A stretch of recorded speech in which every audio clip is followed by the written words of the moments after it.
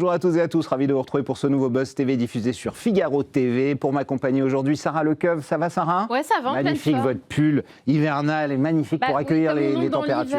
Je voulais un peu de couleur. C'est parfait, Sarah, vous êtes parfaite. On y est dans l'hiver. On y est, et en plein. Lui, notre invité du jour, il n'est pas dans l'hiver, il est dans la joie permanente puisqu'il a fait du bip-bip un signe de reconnaissance et du blouson Teddy une arme de séduction massive. Il a été biberonné à la vanne depuis le Club Med. Il prend son pseudo de Lagaffe et devient un Pierre Richard, mais avec des biceps et la déconne tatouée sur le front. La télé lui a apporté un vaste public qui n'a jamais cessé de l'aimer, encore plus depuis que ce tourbillon d'énergie est de retour sur les écrans. Salut Vincent Lagaffe. Salut, comment ça va? J'aime bien. Ouais, j'ai bien, c'est bien. Je vous le laisse, hein. il sera pour vous. Ça va vachement bien, ouais, c'est vraiment l'hiver. On a 10 degrés de différence avec chez moi dans le sud. C'est vrai que vous êtes content d'être revenu à Paris? Ouais, mais je suis content d'y retourner demain. Et c'est vrai que je suis très heureux de faire ce métier et d'avoir la joie tatouée sur le visage. Absolument, ça c'est le cas, et notamment depuis le début de l'année, depuis janvier, où le Big Deal a fait son grand retour sur la chaîne RMC.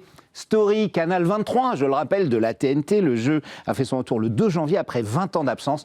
Audience pharaonique, 1,8 million le lendemain, 2,3 millions avec les replays. RMC Story a même été la 4e chaîne de France ce soir-là. Comment vous avez vécu ce moment dingue, Vincent, de ce retour le 2 janvier? Vous étiez venu nous voir ici quelques jours avant. Et ouais, je ne savais pas du tout où on allait. Non. Mais vous étiez content, vous étiez satisfait, vous nous aviez dit que les tournages étaient top. Mais ce jour-là, je l'ai pris comment? Je dormais, à vrai dire, quand les résultats sont tombés. Et tous les patrons et toute la chaîne essayaient de me joindre. La direction, la prod me rappelait. 9h02 9h03. Ouais. Et moi, à 10h30, j'ai dit, ah tiens, le téléphone, je suis branché le téléphone. Et j'ai vu une multitude de messages en disant, mais putain, tu fais 1,8 million et tu dors et tu rappelles pas, mais pour qui? Vous êtes engueulé, quoi. Ouais, je me suis fatigué. Je dis, les gars, c'est bon, on a fait 1,8 million, on va pas non plus décrocher la lune. Et puis. C'est énorme quand même. Ouais, c'est le record de la TNT, je crois. Ouais. Après, je leur ai dit, vous y habituez pas, parce qu'on va pas faire 1,8 million toutes les semaines. Et puis bon, après, ça s'est stabilisé. Mais ouais, c'est vrai que. Puis vous avez fait BFM, je crois que toutes les chaînes, les stations radio vous ont appelé. Absolument. Ah ouais, mais j'ai passé 2 jours, 3 jours, c'était l'événement, quoi. Mais c'était super, se dire que 20 ans plus tard, cette émission repart et cartonne comme ça, c'est un kiff total, c'est un kiff de pouvoir reprendre cette émission, de pouvoir retrouver ses marques, de pouvoir retrouver les copains avec qui je jouais, les réalisateurs, les caméramans, les accessoires. Les mêmes équipes, en fait, ouais. La même équipe, ça a été... les cheveux en moins. Et on vous parlait souvent du Big Deal. Il y a des gens qui le voulaient, ce retour. Oui. Ça, vous l'entendiez comme ça depuis... Oui, il y a beaucoup de gens. Il y a déjà eu plusieurs fois, on vous l'a proposé, ça a failli se faire, ça s'est pas fait. On me l'a proposé 3 fois. Ouais. Et à la 4e, j'ai dit oui parce que Antoine Henriquet mettait vraiment les moyens. Voilà. Et c'est ce que je lui avais dit au téléphone. Il m'a dit, voilà, j'ai racheté les droits du Big Deal. J'ai été quand même gonflé.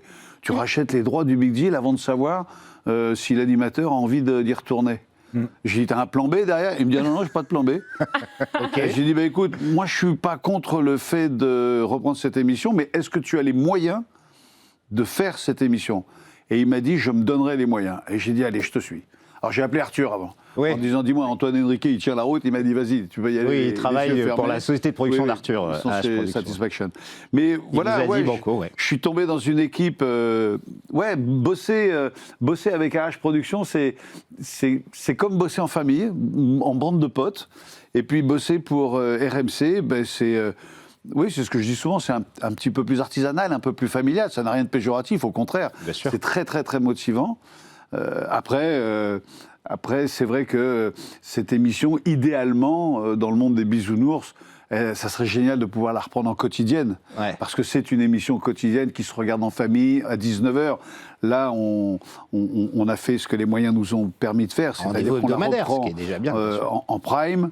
Et le jeudi. Et avec des moyens, comme on le voit ici à l'écran. C'est le prochain objectif, la quotidienne, en Absolument. access. Stéphane Saïdechou sera là vendredi sur ce plateau, donc on lui passe le message, Vincent. Voilà, directement. On posera la question. Et on va poursuivre cet entretien dans un instant. On va parler de cette saison du Big Deal, des autres projets. Ensuite, ce sera après les news médias de Sarah Lecoeuvre. Et on démarre ces News Média avec Samuel Etienne, l'animateur, qui a fait polémique après des propos sur le RN. Oui, le RN est un parti d'extrême droite qui a été fondé par des néo-nazis et des collabos. Voici ce qu'a déclaré ce week-end l'ancien animateur de Questions pour un champion sur France Télé, sur Twitch, parce que vous savez, il anime une grande revue de presse quotidiennement sur la plateforme. Il ajoute: le RN n'est qu'un changement d'appellation marketing d'un parti qui s'appelle en réalité le Front National et qui prône la préférence nationale et le rejet de la différence de l'autre. Alors ces déclarations ont suscité un tollé sur les réseaux sociaux, ce qui a poussé le principal intéressé à s'expliquer, à prendre la parole ensuite quelques heures plus tard sur X. Il persiste et signe: tentez de m'attraper la veste tant que vous voulez, je continuerai à m'inquiéter de cette polarisation extrême des opinions. Tenter de m'attraper la veste, c'est ça? D'accord. C'est pas mal comme expression. Qu'est-ce qu'il fait, Samuel? Il se met à faire de la politique? Oui, un peu comme il y a eu Alain Souchon aussi, qu'on a entendu récemment, qui a dit il n'y a que des cons qui votent à droite, si c'est comme ça, je m'en vais en Suisse. Non, il a dit les Français ne sont pas assez cons. Ils ne sont pas assez cons, c'est ça, pour voter, j'espère, et sinon je partirai en Suisse. Bon. Ça vous étonne qu'il fasse de la politique? Je parle pour moi. Je ne suis pas là pour faire passer des messages, je ne suis pas là pour débattre de sujets qui sont débattus par des gens beaucoup plus au fait que moi. Moi, je suis là pour faire passer un message de rigolade, de déconnade, de détente, de bonne humeur. Donc voilà. C'est vrai, vous n'êtes jamais prononcé. Jamais. Mais alors jamais. Vous êtes citoyen, vous votez, Vincent, j'imagine? Je vote aussi. Je m'intéresse à la vie de mon village. Je me suis mis sur une liste à l'époque sur ma municipalité. D'accord. J'y suis pas resté parce que même dans un petit village, la politique, ça m'intéresse pas. Mais je me sentirais... Moi, on me poserait la question qu'est-ce que vous pensez de tel ou tel parti? Je dirais Joker. Je suis pas là pour... C'est votre opinion personnelle. Mais vous faites par rapport à votre public aussi, par rapport à ce que vous êtes publiquement, en disant c'est pas mon rôle de le faire. Oui, mais c'est ça. Je ne suis pas là, encore une fois, pour inciter les gens à faire quoi que ce soit. Ils font ce qu'ils veulent avec leur conscience. Maintenant, il y a des gens politiques qui sont venus me chercher en me disant tiens, ça nous plairait que vous fassiez...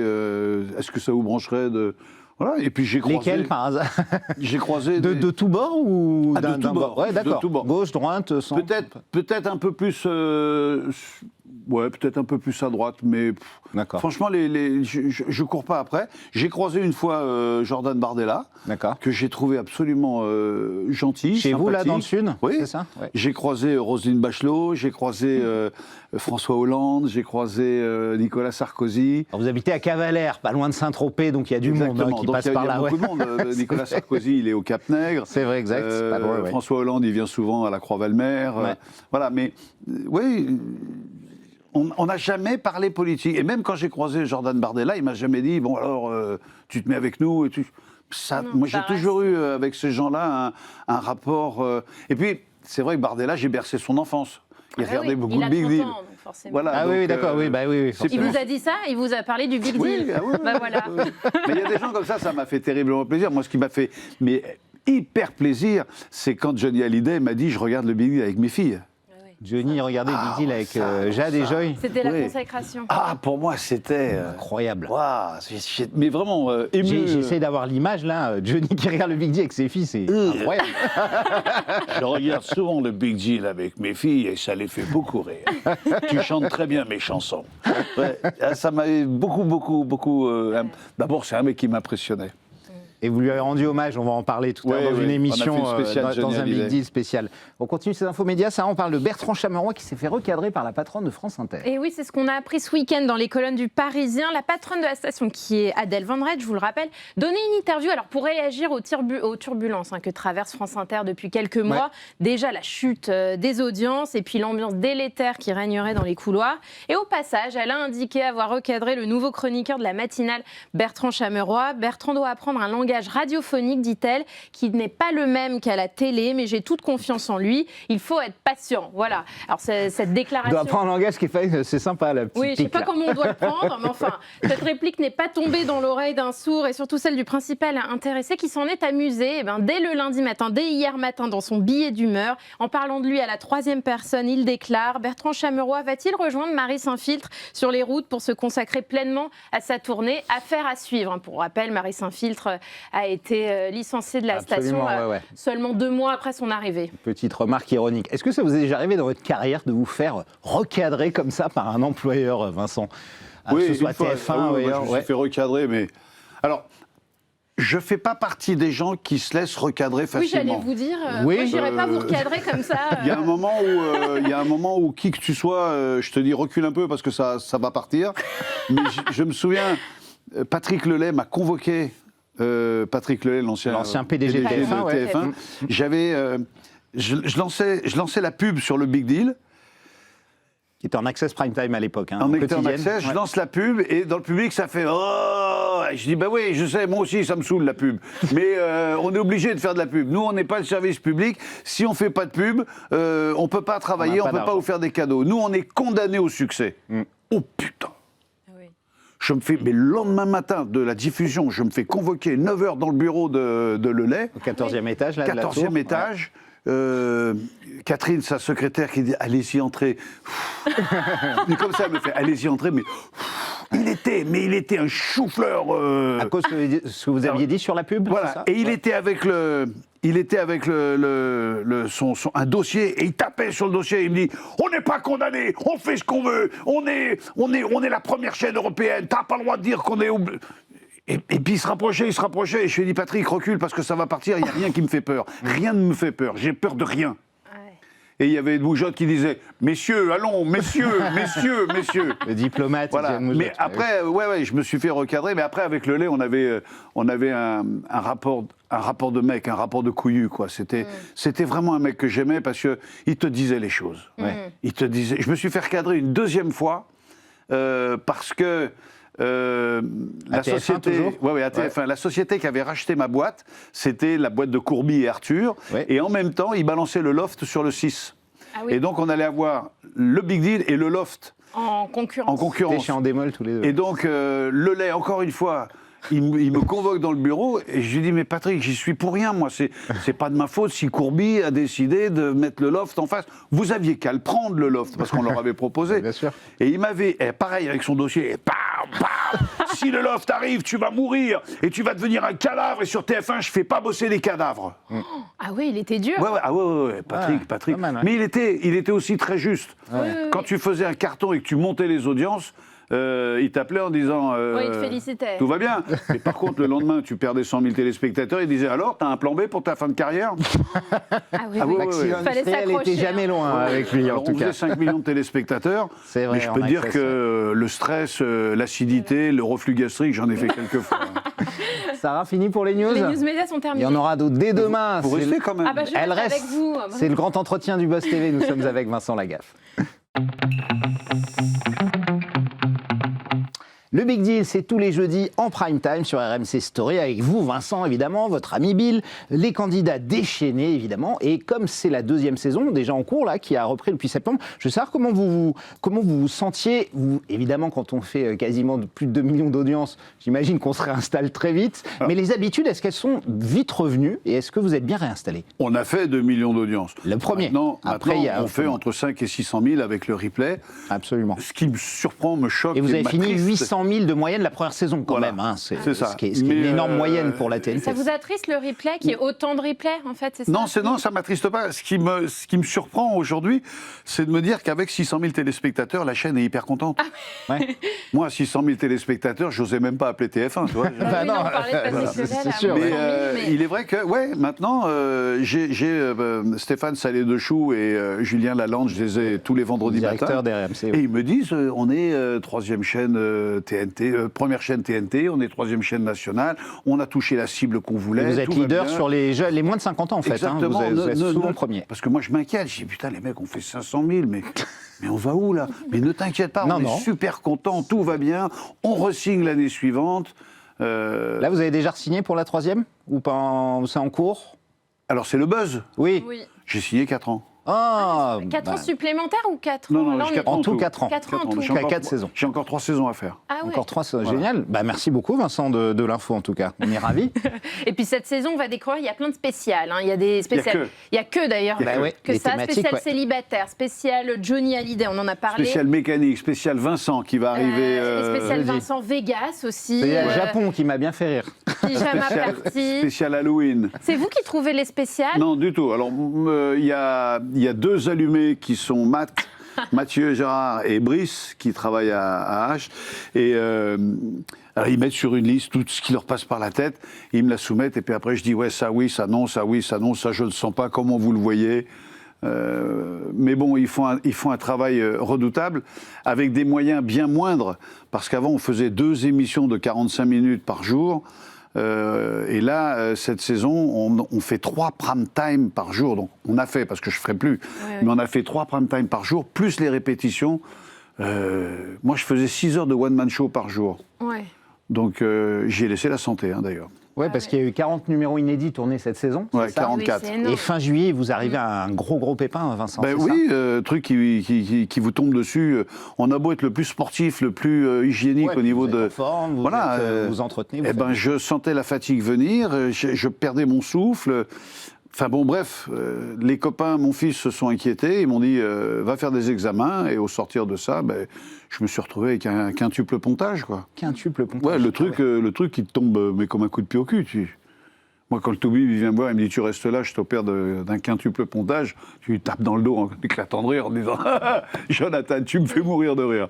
Ouais. Il me dit non, Vincent, ton pronostic vital est engagé. Ah, votre possibilité était vraiment engagée à ce moment-là. Quand tu entends cette phrase-là, moi qui ai été pompier, je sais ce que ça veut dire, tu vois. Ouais. Donc oui, j'avais 2 artères complètement bouchées, alors que je bois pas, je fume pas, je mange pas des sauces, je suis sportif depuis 40 ans. Pourquoi il n'y a pas de règle, quoi. Alors, il faut savoir que le cholestérol, il peut être alimentaire, il peut être aussi issu du stress. Oui. Et comme j'ai expliqué, 40 ans de show business, dont 20 ans à TF1, tu le payes. Et ça s'est bien passé. Alors l'opération a duré, j'imagine, plusieurs heures. 6h30. Ah ouais, sur la table. 6h30 avec le capot grand ouvert. À cœur ouvert. C'est une opération à cœur ouvert. Et le cœur est arrêté pendant 6h30. On te le retourne parce qu'il faut couper des trucs tout autour. On te le remet, puis après on met le booster. Et ça repart. Et aujourd'hui, ça va mieux, la convalescence, j'imagine. Patate. Ouais, ça y est, vous êtes reparti pour. Alors il faut 1 mois de convalescence, mais après, alors le Toubib dit attention, hein, calme. Parce que quand on sort d'une opération comme ça, avec un physique comme le tien, généralement, on a une forme supérieure à ce qu'on avait avant d'être malade. Bien sûr. Donc on a tendance à vouloir dépasser les limites. Ils nous ont donné un coup de boost. Et on y retourne. Ouais. Il fait très attention parce qu'on peut rechuter à cause de la patate et de l'envie que tu as de montrer que tu as la patate. Ben, oui, c'est important. Donc vous faites attention, vous avez levé le pied depuis. Non. Vous n'écoutez pas votre médecin, il va vous Jonathan, c'est ça, il s'appelle Jonathan Banayan. Jonathan, c'est lui, c'est mon cardiologue, il est génial. J'ai rarement vu un mec aussi honnête que ça. Et le chirurgien, c'est Patrick Nataf, qui m'a opéré à Bichat, qui est un routier, un mec extraordinaire. Vous avez eu peur quand même ou pas? J'ai eu très très très peur la veille. La veille de l'opération, je me suis dit... il ne faut pas que ça s'arrête là, ça serait trop con. Je vais avoir un petit-fils dans quelques jours. Ah bon? Vous avez grand-père? Je suis grand-père depuis 2 mois et demi. Ah, bravo. Je vais avoir un petit-fils dans quelques jours. Un jeune grand-père. Ouais, je te remercie. On ne va pas dire votre âge, vous avez la petite 66 ans. 66 ans. Alors que vous en faites quoi, 15 de moins. Je te remercie. T'as un truc à me demander après? Non, pas du tout, Vincent, je vous dis ça. Mais j'ai eu très très peur. J'ai eu très très peur, et puis il y a eu une infirmière maladroite, mais qui était gentille comme tout, une vraie infirmière martiniquaise, comme je les adore. Et je lui dis, mais elle me dit, ça n'a pas l'air d'aller, monsieur Lagaffe. Et je lui dis, si, ça va, mais enfin, je m'angoisse un peu. Ça se passe bien généralement. Oui, ça se passe toujours très bien, ne vous inquiétez pas. Et puis, il faut bien mourir de quelque chose. Hein. Ah ouais, sympa. Ah ouais, on nous dit ça la veille. Sympa l'infirmière. Ouais. Mais avec le sourire, quoi, tranquille. C'était maladroit. Elle a l'habitude. Mais voilà, elle était adorable. Et puis alors, par contre, j'ai rencontré un personnel, mais dévoué, alors qu'ils n'ont plus de moyens, ils n'ont plus rien à l'hôpital Bichat. Il est dans un état... Une machine à échographie, ça coûte 140 000 €. Un grand hôpital parisien, il faut le dire, pour ceux qui nous écoutent. Oui, c'est pas de Paris, mais c'est vrai. Un énorme hôpital du côté de Levallois. Dans le 18e. Dans le 18e, c'est ça. Porte de Clichy. Et il est dans un état... mais le personnel, malgré tout ça, il est dévoué, il est gentil, il est sensible, il est... Waouh, merci le personnel de Bichat. Oui, on les remercie, on est content de vous retrouver. Oui. Alors, un petit mot pour revenir, évidemment. Vous nous avez dit que vous avez re-signé, ça c'est super, on est ravis pour vous. Et on voit que depuis plusieurs années, énormément d'émissions reviennent à l'antenne. Petit clin d'œil d'ailleurs, c'est drôle, le Big Deal s'est arrêté fin juin 2004. À la fin de la saison 2004, en même temps que Ça se discute. Avec, pardon, oui, c'est ça, que ça se discute. Et l'émission revient sur RMC Live avec Estelle Denis. Non, c'est mon choix. C'est mon choix, pardon, excusez-moi ça. Oui. C'est exactement. Et revient exactement, est-ce que la télé, c'est un éternel recommencement? Non, l'émission de Jean-Luc Delarue, c'était Ça se discute. Non, ah oui, non, mais c'est. Non, c'est Ça se discute, oui, absolument. C'est Ça se discute pardon, dont on parle. Sortez. Ouais, je vais sortir. Comment vous expliquez qu'on retrouve aujourd'hui le maillon, alors plus ou moins de succès, le maillon faible, Star Academy qui fait un carton, La Roue de la Fortune, même le Juste Prix avec Éric Antoine que vous avez animé vous-même sur TF1, Interville avec Nagui cet été. Pourquoi, Vincent? Il n'y a plus d'imagination ou est-ce que les gens ont besoin de... C'est pas qu'il n'y a plus d'imagination, c'est qu'on avait 6 chaînes. Ouais. 6 chaînes, il fallait une cinquantaine de programmes pour tenir la semaine. On a 100 chaînes. Oui, c'est vrai. Il faut 500 programmes. Absolument. On pourrait les créer, les gens ont besoin de ces... Non, on a tout fait. Thierry Ardisson disait on a tout fait en télé. Qu'est-ce qui n'a pas été fait? Et c'est ce que j'expliquais, pardon de te couper, mais dans le Big Deal, qu'est-ce que je n'ai pas fait en 1400 émissions? Qu'est-ce que je n'ai pas fait?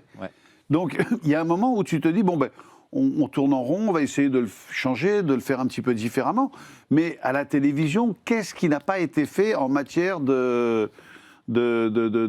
divertissement? En matière de télé-réalité, il y a encore 2 tonnes de choses à faire. Oui, sans doute, oui. Moi, j'avais eu une idée qui s'appelait l'avion. Mais bon, c'est des trucs qui sont complètement barrés, qui sont complètement fous, et qui, j'espère, ne verront jamais le jour. Mais vous voulez faire un crash d'avion? Non, mon idée, elle est toute simple. Tu prends 10 personnes, tu leur fais faire un petit stage de pilotage. Ensuite, tu les mets dans un avion. Alors, il y a des écrans, il y a tout un système de communication. Et une fois que l'avion est en l'air, le pilote saute en parachute. Il y a 10 personnes dans l'avion, il y a 9 parachutes. Chaque fois qu'on te pose une question que tu réponds bien, tu sautes en parachute. D'accord. Le dernier qui n'a pas de parachute, il doit poser l'avion. Ok. Ah oui. Sympa. C'est un peu... J'espère que ça ne verra jamais le jour. Oui. Personne ne vous l'a pris? Aucune chaîne? Non. On en a voulu? Non. Personne n'a voulu. Voilà, je me suis dit, et ça m'était venu à l'époque de Fear Factor.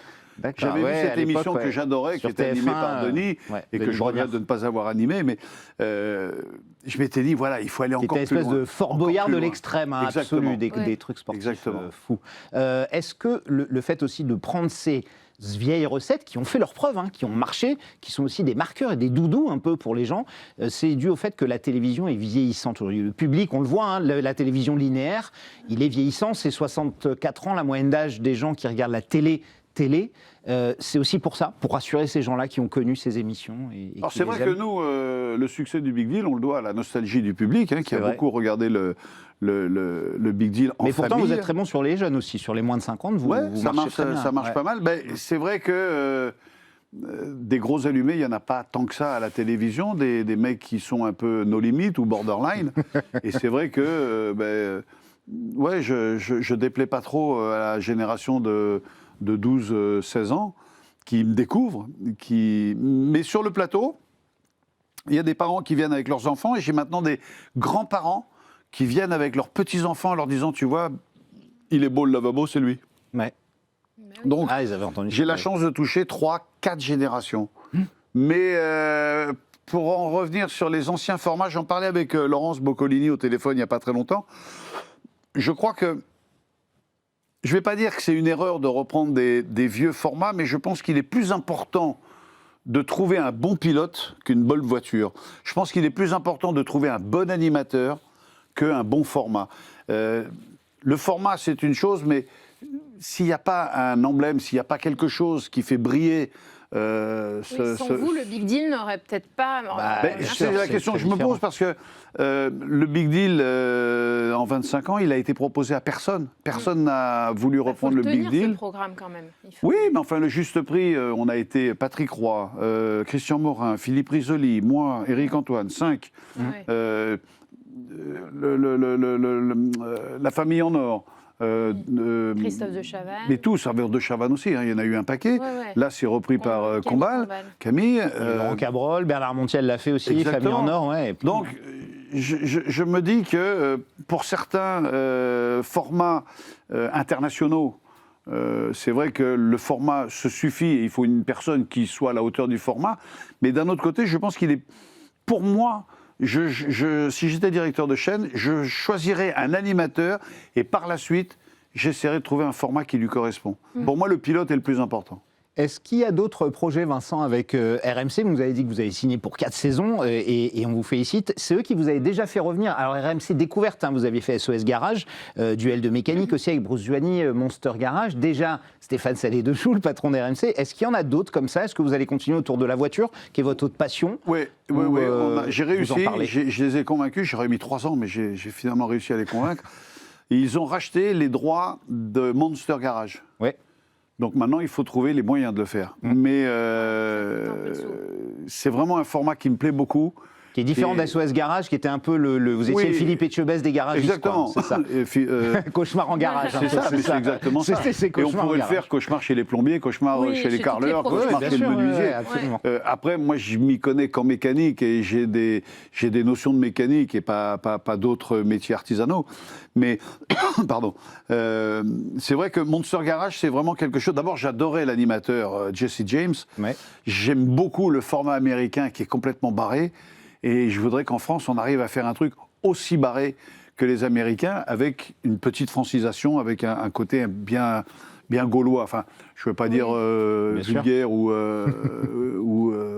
olé olé, mais ouais, mettre vraiment le côté français dans ce délire. Et Top Gear, ça vous tenterait ou pas? L'émission maintenant n'a plus d'animateur, puisque oui, Top Gear me plairait. Philippe Requin s'est séparé, donc. Mais honnêtement, vous l'avez fait comme participant déjà. Oui. J'ai remplacé Philippe Lelouch sur la fin d'une émission en Corse.